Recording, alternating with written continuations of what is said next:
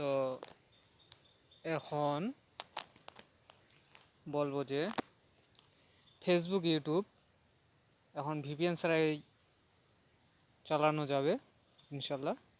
তো তারা কি বলছে সেটা নিয়ে একটু আলোচনা করব।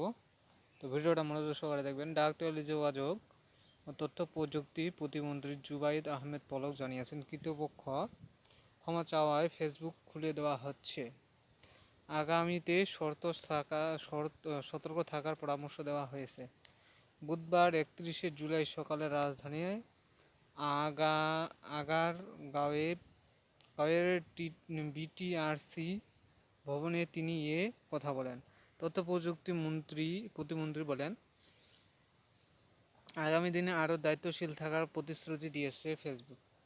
বাংলাদেশের যে ফ্যাক্ট চেটিং প্রতিষ্ঠান ফেসবুক হয়ে কাজ করছে তারা স্বাধীনতা বিরোধীদের দ্বারা প্রভাবিত, সেই জন্য ফেসবুক বৈষম্যমূলক আলোচনা করছে। পলক বলেছেন, বুধবার বিকেলের মধ্যে যেসব সোশ্যাল মিডিয়া প্ল্যাটফর্ম কিছুটা সময়ের জন্য সাময়িক বিধি নিষেধ আরোপ করেছিল, সার্বিক বিবেচনা করে ফেসবুক, টিকটক, ইউটিউব কার্যক্রম পরিচালনা করতে আরও কোনো বাধা রাখছি না। আমরা নির্দেশনা দিয়েছি, আশা করছি আজকে মধ্যে সবগুলো চালু হয়ে যাবে।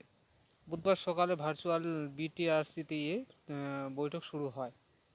এতে উপস্থিত ছিলেন ডাক টেলিযোগাযোগ তথ্য প্রযুক্তি প্রতিমন্ত্রী জুবাইদ আহমেদ পলক, বিটিআরসি চেয়ারম্যান প্রকৌশল মহিউদ্দিন আহমেদ, সংস্থা ঊর্ধ্বতন কর্মকর্তারা। তবে মেটার প্রতিনিধিত্ব হিসেবে কারা বৈঠকে অংশ নিয়েছে তা এখনও জানা যায়নি। এর আগে 18 জুলাই কোটা সংস্কার আন্দোলনে ভিড়ে বাংলাদেশের সহিংসতা ছড়িয়ে পড়লে 9টার দিকে দেশে ইন্টারনেট সেবা বন্ধ হয়ে যায়। এরপর গত 23শে জুলাই রাত থেকে চালু করা হয় ব্রডব্যান্ড ইন্টারনেট সেবা। তবে ব্রডব্যান্ড ইন্টারনেট চালু হলেও চালু হয়নি ফেসবুক, ইনস্টাগ্রাম, হোয়াটসঅ্যাপ এবং টিকটক।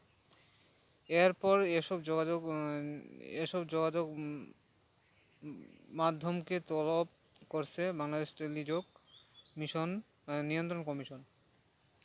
তো ভিউয়ার্স, তারা ফেসবুক, ইউটিউব, টিকটক যত সোশ্যাল মিডিয়া আছে অ্যাপসগুলা তারা চালু করে দিয়েছে। তো আপনারা সবাই এখন নিশ্চিন্তে ভিপিএন ছাড়াই ব্যবহার করতে পারবেন।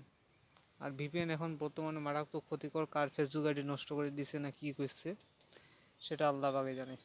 তো চ্যানেলটাকে সাবস্ক্রাইব করে দিবেন আর পাশে থাকবেন ইনশাল্লাহ, আশা করি। আসসালামু আলাইকুম।